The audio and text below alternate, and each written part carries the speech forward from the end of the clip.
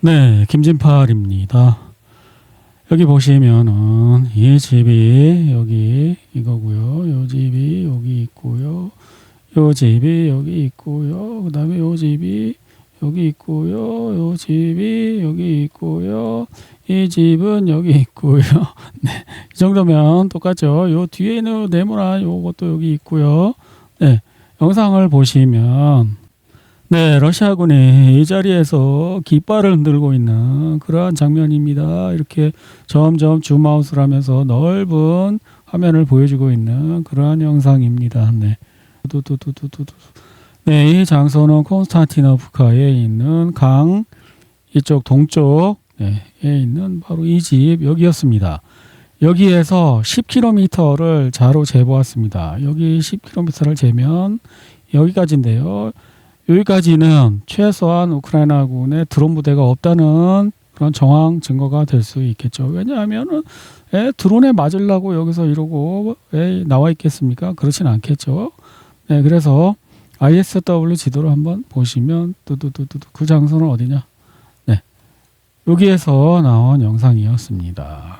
요 10km 정도면 어디까지냐면 여기입니다. 이만큼은 우크라이나군의 드론 부대가 없는 것으로 보입니다. 수미 지역을 보면 최근 24시간 변화가 보이지 않고 볼찬스크 보이지 않고 쿠피안스크 보이지 않고 리만 지역 보이지 않고 러시아 측에서는 리만을 거의 다 점령. 가만히 있어봐. 노란 거를 칠해줬는데? 예? 노란 거를 칠해줬어요. 러시아가 점령했다고 주장하고 있다. 그런 노란 것입니다. 거의 다 점령한 것 같은데 거의 포위되고 뭐 끝난 것 같은데 게임? 네, 그렇습니다. 리만 지역, 그 다음에 콘스탄티노프카 지역에 조금 아까 그 깃발 달린 장소 보여드렸고요. 그리고 포크롭스크 지역에 변화가 보이지 않고, 그리고 네, 드네프로페트롭스크 지역에 변화가 보이죠. 근데 참 웃기는 건 있지 않습니까? 우크라이나가 드네프로페트롭스크 이 후방 지역에 몇 개, 꽤 많은 마을을 이제 민간인 후퇴하라고 피난가라 그랬대요. 근데 여기 보시면 러시아가 지금 밀리고 있거든요. 러시아가 여기까지 갔다가 우크라이나군에 잘 싸우는 우크라이나군에 밀려서 지금 후퇴하고 패퇴를 거듭하고 있는데 여기는 왜 후퇴하라는 건가? 모르겠습니다. 네, 이상하죠? 네, 골리아이폴리 부근에 빗금친 게 많이 생긴 것 같은데 알아볼 수가 없게 해놨고요. 자, 그리고 자포리차 지역에 변화가 없고 헤르손 변화가 없습니다. 네, 또 이 영상에서 보시면 여기 이렇게 돼 있는 거 있지 않습니까? 여기. 그다음에 이 건물 있지 않습니까? 이거. 그리고 요 건물 여기. 그다음에 그 위쪽에 있는 이런 건물들 모습들이 다 이렇게 일치하는 걸 볼 수 있습니다. 여기 역시 콘스탄티노프카에서 러시아군이 우크라이나군을 공격하고 있어요. 여기도 있고요. 그러면 우크라이나군이 여기를 되찾았다는 얘기 되는가요? 어디 한번 보겠습니다. 콘스탄티노프카에서 나타난 장소는 여기와 여기인데요. 왜 안 칠해줘? 우크라이나군이 되찾았잖아. 여기 러시아군이 공격하고 있다고 영상 나왔는데 왜 안 칠해줘? 네, 이상합니다. 그죠? 네. Добрий день. Можна вас запитати, ви звідки і куди? З Констахи. 우크라이나군은 돈바스의 주요 전략 요청지 중 하나인 콘스탄티노프카에서 포위망을 뚫고 후퇴하고 있습니다. 질문 거기 상황은 어떻습니까? 병사 완전 엉망진창입니다. 누구에게도 추천하지 않습니다. 이제 젤렌스키 대통령은 모든 것이 계획대로 진행되고 있다고 장담할 것입니다. І що там? Там піздець. Не совєтуємо нікому. 네, 그런 내용이라고 합니다. 네, 오데사 해안이 무인 보트의 공격을 받았는데요. 그러면 러시아가 또 무인 보트를 개발해서 우크라이나를 공격하고 있는 걸까요? 우크라이나 측의 우호적인 해외 연구진들은 러시아의 볼야쿠 볼카란트 시스템을 이용한 스타링크 위성 전파 방해 행위를 분석하여 몇 가지 주목할 만한 결론을 도출했습니다. 첫째, 그리고 가장 중요한 것은 전파 방해 구역을 통과하는 위성의 전자장비는 결국 돌이킬 수 없는 손상을 입게 된다는 점입니다. 이게 가장 중요합니다. 뭐냐면은 인공위성이 저 스타링크 있잖아요. 지나가잖아요. 이걸로 전파 방해 강력한 전파를 쏘잖아요. 그러면 위성이 고장난대요. 헐! 대박! 근데 이거 가능성 높아요. 제가 옛날에 실수로 테슬라 코일 같은 거를 만들어 갖고 실험을 했거든요. 그런데 테레비 앞에다가 그 테레비에 켜놓고 테슬라 코일을 막 하니까 어떻게 되냐, 테레비가 막 꺼졌다 켜졌다 막 그러는 거예요. 근데 문제는 그 다음부터 그 테슬라 코일로 빠지직 그거 전파 막 그거 방해를 막 한 다음부터는 테레비가 좀 이상해졌어. 왜냐하면 전에는 그런 현상이 없었는데 집 주변으로 차가 지나가잖아요. 그러면 갑자기 테레비가 안 나와. 그리고 차가 가면 테레비가 또 나와. 그전에는 안 그랬는데 데미지를 뭔가 입은 거야. 그러니까 이거 가능성이 있어요. 일종의 EMP 폭탄 같은 효과를 입었을 수 있어요. 그래갖고 EMP가 일렉트로 마그네틱 펄스잖아요. 전자기파로 그 전자 그 IC 칩을 손상시키는 거예요. 충분히 가능성이 있습니다. 어마어마하게 강력하다면, 예? 충분히 강력한 에너지로 전자기파를 쏘면은 이럴 가능성이 있어요. 네, 우크라이나군이 뭔가 지뢰 같은 거, 발목 지뢰 같은 것처럼 보이죠? 그거를 이제 개발했다고 합니다. 스스로 이걸 만든다고 합니다. 네, 이 영상은 우크라이나 여군이 자기가 이런 장갑차도 운전할 수 있다고 자랑 영상을 올린 건데요. 그 덕분에 많은 것을 이렇게 정보를 알 수 있었다고 합니다. 막, 멋진데? 이거 뭐야? 장갑차도 운전하는 멋진 우크라이나 여군 선글라스도 끼고, 이야, 대박인데? 하지만 우크라이나 군인들이 전선에서 일어나는 거의 모든 일을 소셜미디어에 올리는 덕분에 흥미로운 사실들을 많이 발견할 수 있습니다. 특히 우크라이나군이 나토 기준으로는 상당히 드문 이탈리아제 아베코 푸마 장갑차를 여전히 운영하고 있다는 점을 알 수 있습니다. 그래서 이게 뭐 중요한 거야? 러시아군은 콘스탄티노프카와 크리스티니 리만에서 공세를 계속하고 있습니다. 그러니까 지금 뭐예요? 콘스탄티노프카와 크라스나 리만에서 공세를 하고 있다. 이게 중요하거든요. 그래서 이걸 가져온 건데, 이 그림을 보면 여기가 콘스탄티노프카고 여기가 크라스나 리만입니다. 그런데 여기에 대도시 벨트 라인이 있다고 그랬죠. 그러면 어떻게 돼요? 여기를 먹고 나면 이쪽에는 아무 그냥 시골이에요. 예? 여기가 가장 중요한 도시거든요. 방어, 우크라이나군의 이제 시가 게릴라전 방어, 그 개념을 가장 잘 구현해 놓은 곳이에요. 그러니까 지금 제가 아까 점을 찍어 놨잖아요. 여기 점 찍힌 이 지역부터 이만큼까지가 10km라는 것입니다. 10km면 최하, 그러니까 가장 짧은 드론 거리입니다. 드론이 가장 짧은 거 20km는 기본적으로 해요. 그러면 여기를 선을 한번 최전선을 그어 보겠습니다. 최전선 라인이 이렇게 된다고 치고, 예? 그런 다음 거기서 10km 라인을 치면 어떻게 될까요? 예, 이렇게 되겠죠? 그럼 20km 라인이면 어떻게 돼요? 네, 이렇게 될 거 아니에요? 그러면 지금 러시아군 드론 부대가 한 10km 후방에 있다고 가정해 봅시다. 그래서 20km짜리 그 광섬유 케이블을 가지고 여기까지 도달한다 칩시다. 실제로 크라마토르스크 여기까지 도달한 그 영상이 있었어요. 제가 위치까지 찾았거든요. 그러면 대략 맞잖아요. 그러면 예를 들어서 이 최전선이 여기까지 근처까지 다가간다고 칩시다. 보병을 앞으로 충분히 이동시키고 여기에 있던 드론 부대가 여기까지 온다고 칩시다. 색깔을 한번 바꿔보겠습니다. 자, 후방에 있던 드론 부대가 여기까지 온다고 칩시다. 보병이 여기까지 갔고요. 그러면 여기서부터 다시 20km를 하면 이 후방까지 충분히 여기를 차단할 수 있다는 얘기가 되는 거예요. 이 후방 보급로 라인 도로를. 근데 여기만 갈까요? 여기도 지금 올라가고 있죠. 지금 여기가 러시아군이 갔다가 다시 돌이킨 데예요. 이제 뒤로 빠진데 우크라이나군한테 이제 밀려서. 그러면 러시아군은 여기까지 들어갈 마음이 있다는 거예요. 그죠? 그러면 여기까지 들어갔을 때 다시 똑같은 상황이 벌어지죠. 10km, 20km. 여기서부터 드론으로 이렇게 해서 여기까지 할 수 있는 거. 보병이 여기까지 갖다 치고, 예? 보병을 여기까지 밀고 10km 밀고 그다음에 여기까지 20km를 또 드론병이 차단할 수 있다는 이야기입니다. 그러면 이쪽에는 당연히 여기도 차단할 수 있겠죠? 그죠? 그런 식으로 이쪽에서 이런 식으로 차근차근 먹어나갈 생각인 것 같습니다. 물론 리만에서도 같은 방식으로 들어올 수 있는데 여기는 강이 있어가지고 건너기가 쉽지 않아요. 옛날에 여기서 이쯤에서 러시아군이 여기에서 그 몰래 강을 건너려다가 우크라이나 매복에 걸려갖고 된통 당한 적이 있었거든요. 그때 제가 최초로 러시아가 가짜 영상 내보내는 걸 봤어요. 여기 아닌 다른 지역에 있는 영상을 너무 급하니까. 근데 지금 여기도 같은 세베로도네츠크 강폭도 거의 비슷합니다. 근데 여기는 더 문제가 뭐냐면은 이쪽이 높아요. 강을 기준으로 이쪽이 훨씬 높다고요. 그래서 더 건너기가 힘들어요. 그러니까 만약에 이쪽 강을 건너려면 리만까지는 제가 볼 땐 가야 됩니다. 여기서 예? 리만이 여기죠. 예, 이지움까지 가야 돼요. 리만에서 이지움을 건너서 이쪽으로 해서 이렇게 와야지. 그럼 멀잖아요. 그럼 여기 먹어야지, 여기 먹어야지, 이지움 먹어야지. 근데 그렇기 때문에 이쪽에서 직접 오기는 쉽지가 않고 제가 생각할 때는 아까 말씀드린 대로 이쪽에서 접근하고 드럼 부대가 앞으로 전진해서 여기를 차단하고 이쪽에서 또 다시 접근을 하겠죠. 접근을 하고 드럼 부대가 여기쯤 와서 이쪽에서 차단하고 이런 식으로 물론 여기도 차단하겠죠. 이 중간에 이렇게 와서 이렇게 갈 수 있으니까 아마 그런 식으로 가야 될 것 같습니다. 네. 우크라이나 측은 러시아군이 남쪽에서 콘스탄티노프카를 압박하는 것 외에도 북쪽 리만 지역에서 우크라이나군 진지를 보유하기 시작했다고 보고했습니다. 그런 내용입니다. 드네프로페트롭스크 지역 23개 거주지역의 강제 대피령 아까 말씀드린 거 여기 강제 대피령 말씀드린 드네프로페트롭스크 지역이 23개의 촌락들을 피난 가세요. 여기 전쟁터 될 겁니다. 근데 여기서는 지도는 정반대 이야기를 하고 있죠. 러시아가 여기까지 왔었는데 우크라이나군이 격퇴했다. 격퇴하고 있는데 왜 여기를 또 피난 가라 그래. 말이 안 되잖아요. 이게 가짜라는 거지.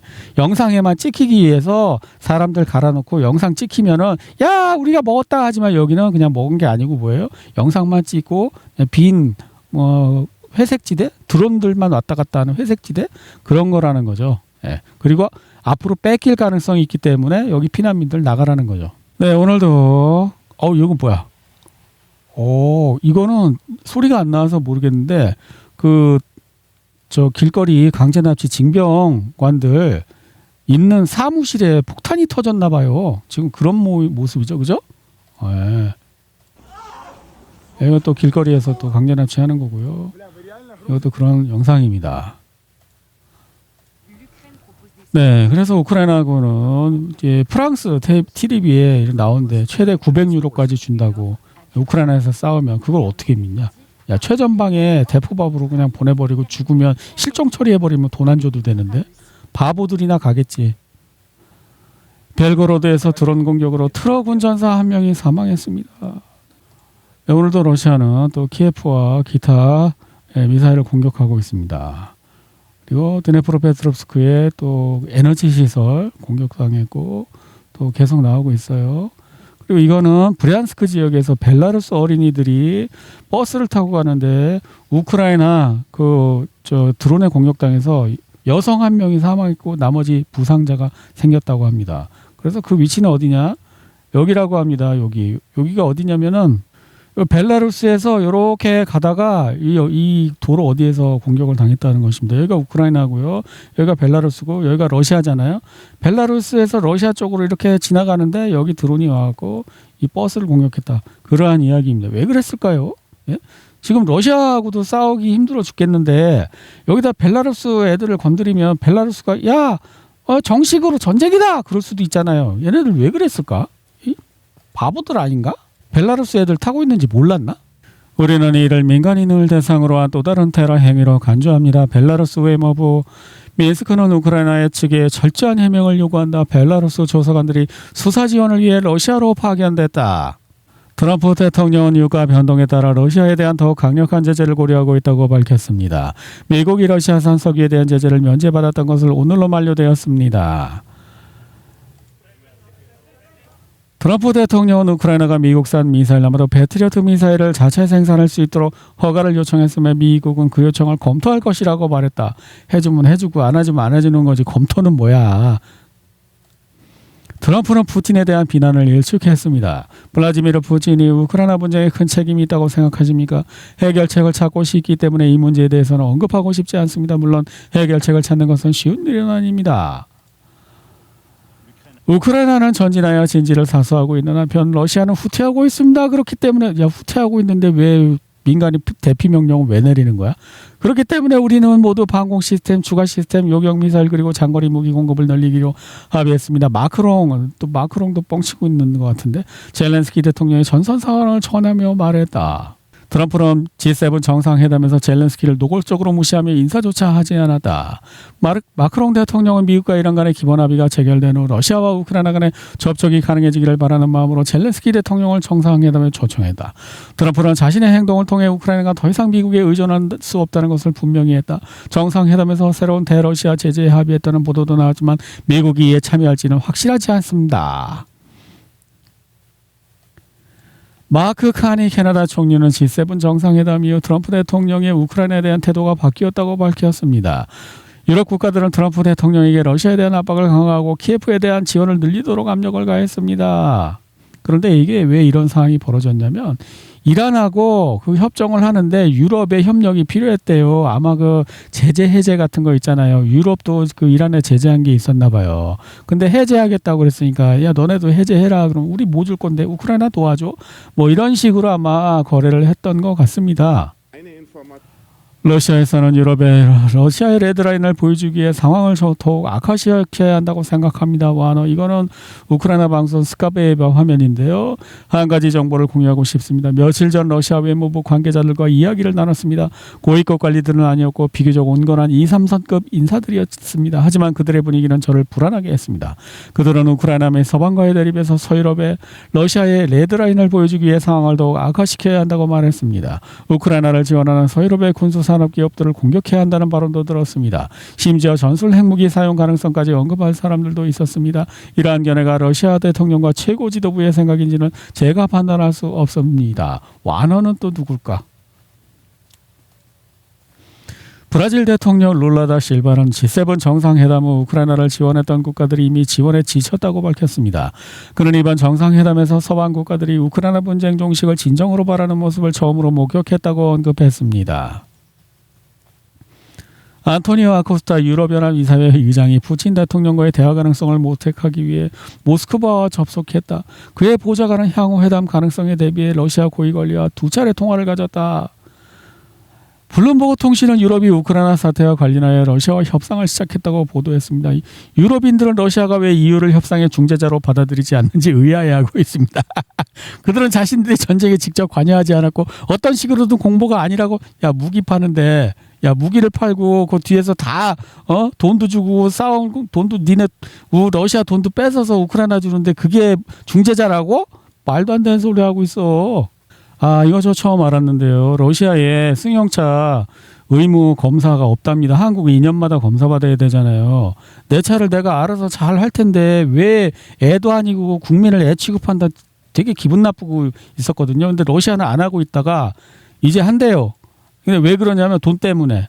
돈이 없어갖고 그 돈 걷기 위해서 이런 걸 한다고 그럽니다. 그리고 핑계는 중국산 차량이 너무 약해갖고 자꾸 고장나기 때문에 이게 핑계인데 실제적으로 뭐라고요?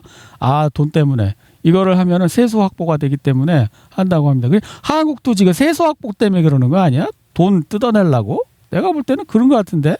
네, 러시아 선거 9월 20일 국회의원 선거 한답니다. 불가리아 모스크바 총대주교 키릴에 대한 EU 제재 반대. 이거 종교전쟁이라고 했잖아요. 이거 종교전쟁이 주고 표면상에 나타나지 않을 뿐이지 주 원인은 종교고요. 그리고 이제 나머지 자원이나 땅이나 그런 거는 부수적인 문제라고 생각합니다. 저는. 네. 이스라엘 경찰이 네타냐후의 징병제에 항의하는 하레디 정통파 유대인들을 폭력적으로 구타했습니다. 이 사람들은 참 웃기는 게 자기네들은 하나님이 말이야 전쟁을 해갖고 땅을 먹어야 된다고 해놓고 자기들은 전쟁 나가기 싫다는 건 뭐야? 앞장서야 되는 거 아니야? 솔선수범?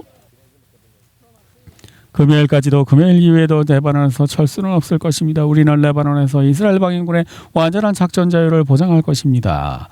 예, 이스라엘은 계속 싸운답니다. 스마트리치 장군이 아니라 장관이겠지. 점령군이 미국과 이란 간의 합의를 무시할 것이라고 밝혔습니다. 당연하지. 사인도 안 했는데 내가 한국처럼 힘없는 병신 국가인 줄 알아? 이스라엘이야. 대이스라엘. 핵폭탄도 한 30개인가 80개인가 있는. 이스라엘 강요들이 최근 상황에 대해 논평했습니다. 카츠 국방장관은 우리는 레바논 계속 싸울 거임. 스마트리치도 우리는 그거 상관없으면 사인 안 함. 이렇게 이야기하고 있습니다. 이란 영공은 사실상 텅 비어 있습니다. 현지 소식통에 따르면 이란 국내선 항공편이 취소되었다고 합니다. 이는 이란 지도부가 휴전이 깨졌다고 시사하고 이스라엘 레바논 공격 지속에 대한 보복 위협이 고조되는 가운데 발생한 상황입니다. 야, 진짜 이란은 원칙대로 자신들의 신에게 정직하게 이것은 제대로 된 그게 아니다. 이거는 사기다. 우리는 사기를 용납하지 않을 것이다. 할까요? 할 것 같기도 하고 지금 상황으로 봐서는요. 네. 그러면 트럼프는 어떻게 나올까요? 네. 트럼프 대통령이 말했듯이 때로는 휴전이란 단순한 총격이 줄어드는 것을 의미할 뿐입니다. 이는 걸프지요. 이스라엘, 레바논을 포함할 것입니다. 아, 이제 트럼프 작전을 알겠습니다. 도대체 이거 뭐 하려고 하는 건지. 네, 트럼프는 이란하고 이스라엘하고 싸우든지 말든지 자기만 빠져나가고 싶은 거예요. 하지만 이란이 그 이스라엘 레바논 문제도 여기 다 포함이라고 했으니까 이란이 원하는 대로 그걸 해준 거예요. 그 문구를. 그런데 이스라엘은 당연히 거부하고 싸움을 계속 하겠죠. 그럼 이란은 이스라엘에 공격하겠죠. 하지만 트럼프는 나는 몰라 그러고 빠져나가는 거예요. 대신 뭐예요? 이란이 이 트럼프하고 협상 그 조약을 계속할 그 요인을 만들어주기 위해 돈을 주겠다는 거예요. 돈으로 이제 이란한테 돈을 매기고 트럼프는 빠져나가고 이스라엘하고 이란이 니들끼리 싸워. 하지만 형식은 MOU인지 양해각서인지 형식은 이란이 원하는 대로 해줬어. 하지만 여기서 트럼프가 빠져나가고 이스라엘이 이란하고 그 협약 안 지켜도 이란은 돈을 받아야 되기 때문에 함부로 이 틀을 깨지 못할 것이다. 그런 계산을 하고 있는 것 같아요. 어떻게 되는지 한번 보겠습니다. 이란은 그냥 돈만 받고 미국한테 돈만 받고 미국이 빠져나가는 그것을 허용해주고 이스라엘과는 별도로 전쟁을 하고 이런 그림이 나오게 될 가능성이 큽니다. 그러면 이스라엘은 언젠가 버티지 못하고 테헤란에다가 핵폭탄을 날리겠죠. 그러면 이란은 뭐예요? 아, 나도 핵 만들어야 되겠어 하고 핵을 만들겠죠. 그런 다음에 어떻게 해요? 텔아비브에다 날리겠죠. 그 기간이 길어지면 어떻게 돼요? 이란은 남미의 파타고니아로 30만 명 도망갈 수 있는 그거를 난민 수용소를 완성할지 못할지 그 기간에 따라서 이게 운명이 결정되겠죠. 이 30만 명이 여기서 죽을 건지 남미 파타고니아로 도망갈 건지 아니면은 이란이 파타고니아까지 날아가는 대륙간 탄도미사일을 개발할지. 아니 최종 합의가 아니다. 양해각서일 뿐이고 마음에 들지 않으면 다시 정격을 가고 폭탄을 머리 한가운데 두어할 것이다. 그러니까 이거 딱 맞잖아요. 양해각서는 그냥 아무것도 아니 손바닥 뒤집듯이 뒤집으면 된다고 제가 말씀했지만 이제 나오고 있지 않습니까? 그래, 너네들끼리 싸워. 나는 빠질게. 그리고 이란 나만 빼주는 대신 내가 돈을 줄게. 니네 돈을 주면 되잖아. 그리고 난 빼줘. 그리고 이스라엘이랑 니네 싸우든지 말든지 맘대로 해. 지금 이거와 같아요. 양해각서 관련 공식 혼란 또는 양해각서가고 합의는 아니다. 아, 얘네들도 CNN도 이제 알았다는 듯이 원래 다 알고 있었던 거 아닌가? 김진팔이 니들보다 천재라서 그걸 알았을까? 다 알면서 얘기 안 하다가 이제 와서 왜 얘기하는 거야? 법적 구속력이 있는 문서가 아니라 지침에 가깝다는 것입니다. 지난 24시간 동안 호르무즈 해협을 통과한 선박들 모두 이란의 통제하에 있는 선박들입니다. 트럼프는 이제 중간 선거를 해야 되니까 그럼 유가가 올라가면 안 되잖아요. 그래갖고 이제 이거를 이란하고 돈 주고 그다음에 여기 있는 유조선 풀어주고 그다음에 중간 선거 끝나고 그런 다음에 또 이제 한 판 또 할 수도 있고 뭐 모르죠. 그거는.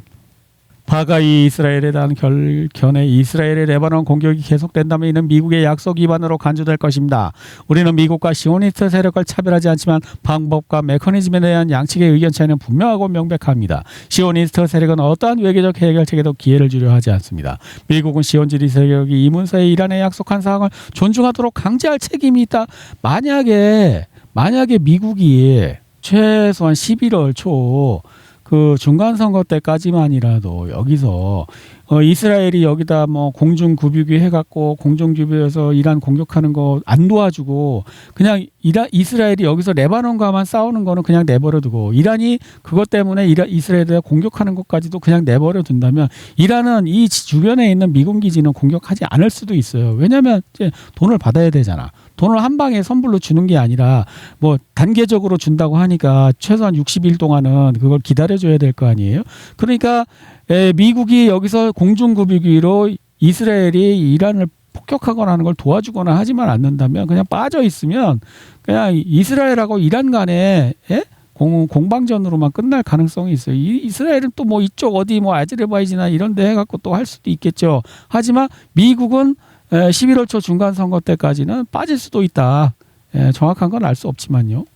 이란에 대한 석유 제재 해제가 오늘부터 시작됩니다. 이란에 대한 석유 제재는 반드시 해제되어야 합니다. 단순히 명목상으로만 해제되는 것이 아니라 모든 조건을 충족하여 완전히 해제되어야 합니다.